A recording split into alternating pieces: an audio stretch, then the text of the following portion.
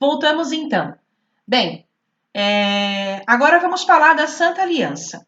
A Santa Aliança, como a gente já falou, foi então um acordo que teve entre esses países que se uniram, né, e ofereceram uma ajuda militar mútua entre todas as monarquias absolutistas criadas por gestão do czar russo Alexandre I. Foi a Rússia que deu essa ideia. E falou, se você precisar de ajuda militar, conte com o meu país que ele vai estar dando apoio para que o liberalismo não venha tomar conta novamente dos nossos países. Tendo para isso o princípio de base a intervenção militar. Seu objetivo era impedir os movimentos revolucionários militares, como a prof. assim já mencionou. Aqui está falando, então, um pouquinho da Santa Aliança, né? Observe o artigo do primeiro Tratado da Santa Aliança em nome da Santíssima e Indivisível Trindade, conforme as palavras das Sagradas Escrituras, a Sua Majestade o Imperador da Austrália, Rei da Prússia e o Imperador da Rússia permanecerão unidos por laços de verdadeira e indissolúvel fraternidade, considerando-se patriotas. Em toda ocasião, em todo lugar, eles prestarão assistência, ajuda e socorro. Era isso que baseava-se a Santa Aliança. Bem, a doutrina Monroe. Lá no estado, na América, aliás, nos Estados Unidos, em 1823, o presidente norte-americano James Monroe lançou a doutrina Monroe, a famosa frase América para os americanos.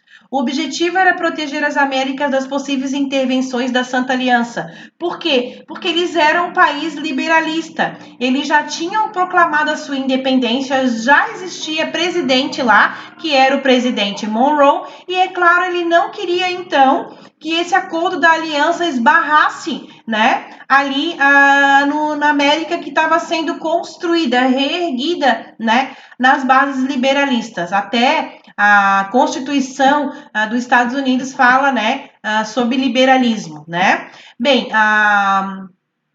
lá na ocasião que também a Inglaterra não participou, porque também não era uma monarquia absolutista, né? Ali em cima que está falando ali. Bem, aqui a crise da Santa Aliança. Como foi isso? Houve uma crise? Desmembraram-se então? Que situação aconteceu? Que título é esse, prof? Bem, vamos ver. O fracasso da Santa Aliança mostrou-se claro no aspecto militar, não conseguindo intervir nas independências das Américas, que seja Estados Unidos, né, e depois Brasil e entre outros que também acabaram deixando de ser colônia. Protegidas então pela Inglaterra e pelos Estados Unidos, a independência da Grécia, esta última recebeu apoio da Rússia, que tinha interesses estratégicos na região. Aí já quebra o acordo. Se a Rússia era contra esse acordo e era a favor da Santa Aliança, né? Por que então que ela apoiaria Estados Unidos e Inglaterra, né? Que pertenciam e estavam de olho ali na Grécia. Além desses dois fatos, a crise da aliança foi marcada pela ocorrência econômica entre os países e membros e pelo crescente avanço do liberalismo nas revoluções liberais, dadas em 1820, 1830 e 1848. Bem, as consequências da era napoleônica foram várias, né? E foram mencionadas lá no Congresso de Viena. O início do século XIX, marcado pela era napoleônica e pelo Congresso de Viena, é um momento fundamental para a compreensão do mundo contemporâneo. A seguir estão principais consequências dessa época. Enquanto a era napoleônica contribuiu para a crise do antigo regime monárquico, o Congresso de Viena permitiu a sobrevivência conservadora de diversas monarquias absolutistas, retomando-as ao poder, né, gente? A influência napoleônica difundiu os ideais do liberalismo, apesar que depois Napoleão Bonaparte não era um liberalista. Ele iniciou através de uma revolução com ideais de liberalismo, mas depois acaba se tornando um absolutista. E do nascimento, bases das revoluções liberais de 1820, 1830 e 1848, além de incentivar o movimento de independência também das Américas. Nos Estados Unidos, o Congresso de Viena serviu de um incentivo à doutrina de Monroe, a base do imperialismo norte-americano sobre as Américas. O modelo de equilíbrio de forças na Europa impediu grandes conflitos durante o século XIX. Agora iremos para a página 38, onde nós vamos ver algumas revoluções liberais que aconteceram nesse período.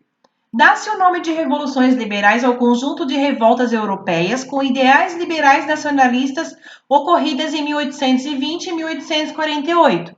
O contexto histórico da primeira metade do século XIX apresenta a expansão de ideais liberais pelos exércitos napoleônicos na tentativa do Congresso de Viena e da Santa Aliança de impedir esse avanço restaurando o absolutismo.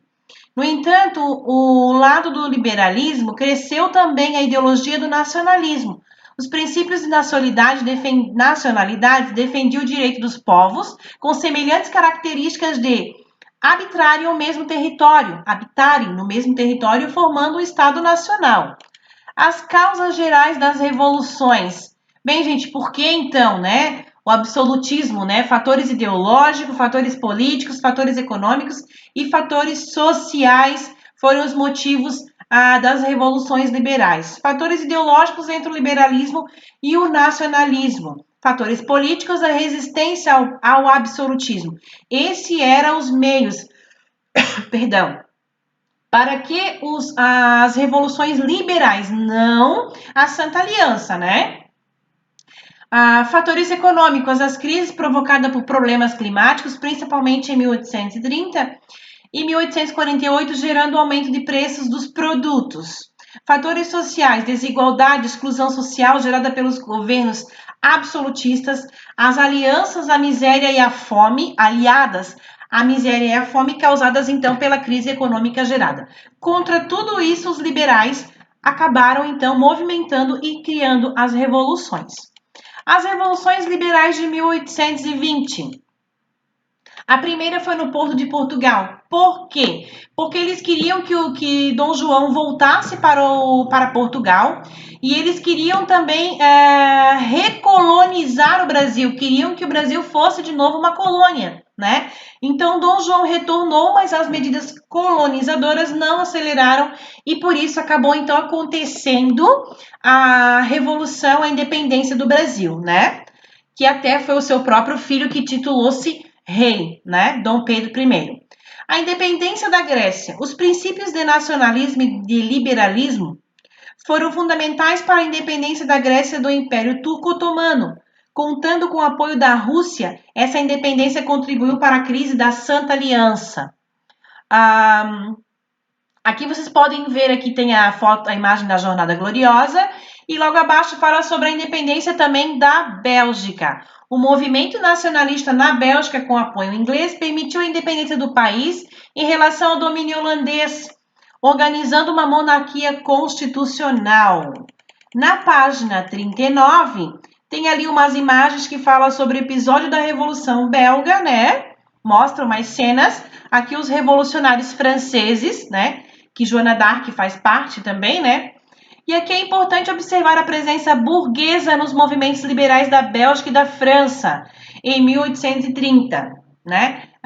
Esse desenvolvimento permitiu a Revolução Industrial nesses países aqui, porque houve grandes mudanças e acelerou então o processo da economia e o avanço, né, da indústria. Esses grupos políticos conseguiram apoio popular para pressionar o governo. O rei tentou reprimi-los violentamente, mas foi derrotado e abdicou então do trono. Foi então proclamado a Segunda República Francesa, até que Luís Bonaparte, sobrinho de Napoleão, foi eleito e deu um golpe criando o Segundo Império, intitulando-se Napoleão III. Bem, vamos ver agora então as revoluções liberais de 1848 no próximo vídeo. Fiquem ligadinhos, voltamos já já.